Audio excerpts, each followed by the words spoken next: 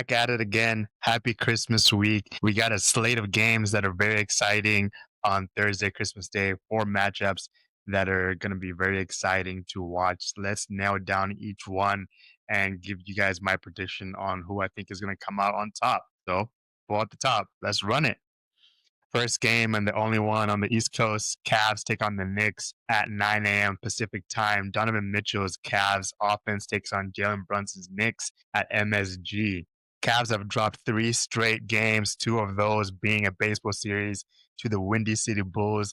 For me, easy one. I'm taking the Knicks at home. The Cavs haven't been that great this season. That was a team that I had performing pretty high on the list out of the East, but they've been disappointing so far. More on that another day. But so you might be asking why. The Knicks are too good at home, 12-2. At the crib, they get dubs on dubs. So Jalen Brunson is putting together a massive piece of a season so far, earning NBA Cup MVP in Vegas the other week. And he's got the Knicks sitting at the second spot right now in the East. The man just dropped 47 points last night against the Miami Heat, his MSG career high, not to be confused with his 61 career high that he had on the Spurs last season. Let's move on.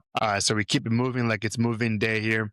Antonio Spurs take on the OKC Thunder at 11:30 a.m. peak time. Foxy and San Antonio take a short flight to OKC to face the team that they just beat a few weeks ago in the NBA Cup semifinals. I think this is going to be a soon to be rivalry. They face each other twice this week.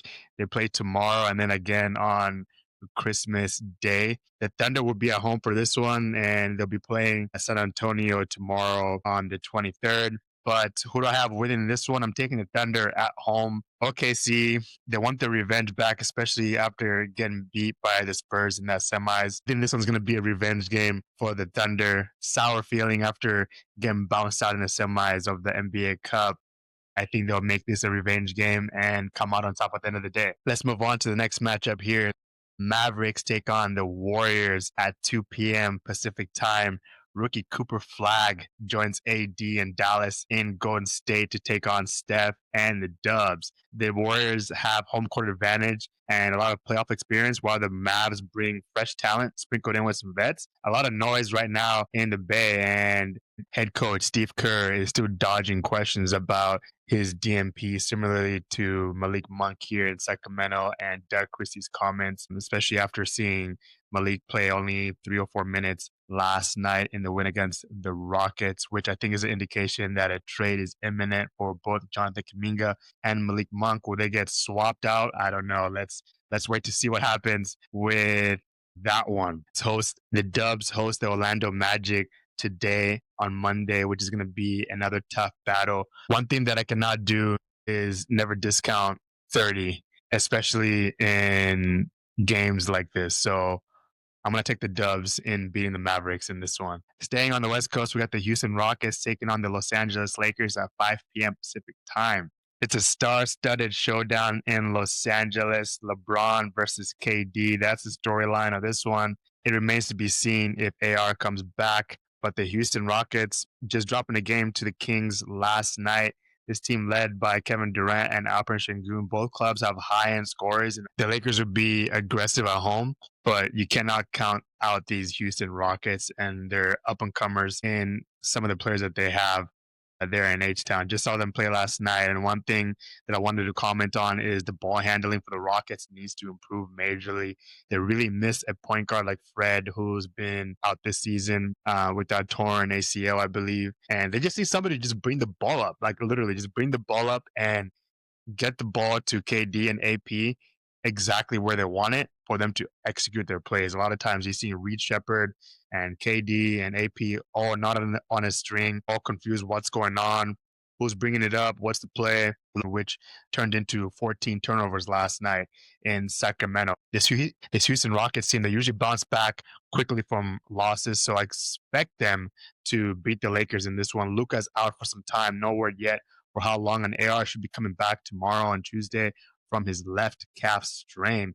The AR, Luca, and LeBron combo has been all over the place, as we all know, each one missing a handful of games in this early season. They're sitting in the fourth spot currently. You don't have too much to complain about, but if that's one thing, then it'll be the health of your key players. I think it'll be a close one, but I got the Rockets taking this dub here. The last game of the night, Timberwolves take on the Denver Nuggets at 7:30 Pacific time. Anthony Edwards and Minnesota face the Joker and the Denver Nuggets on the road. The Joker at home is a tough challenge, but the Wolves have shown time and time again that they can play with anybody in the league. Great matchup to close this out on Christmas Day. Historically, the Timberwolves have won this duel, winning 4 out of the last 6, and the Nugs have been prevailing in the last 2 games. Star Anthony Edwards is back from his injury. Barely squeaked by the Giannis-less Bucks last night, 103 to 100. Struggled from deep though, and he's still getting his legs under him. He went 2 for 11, yikes! But shot 66% from the field. I think we could see this matchup in the playoffs. Out of the 4 games on Christmas Day, 6 out of the 8 teams are in the West, so food for thought there. But I think the Timberwolves take this one. Nuggets have back-to-backs today on Monday and tomorrow on Tuesday, while the Timberwolves play the Knicks tomorrow on Tuesday, and then they get a day break. So for me, advantage Timberwolves. So what do you guys think? Am I spot on with some of these selections or not? Let me know in the comment section below what you guys think. Make sure you guys like and subscribe to the content on YouTube at Tendai 530 and on TikTok and Instagram at Shot Clock Scribbles. All right, I'm out.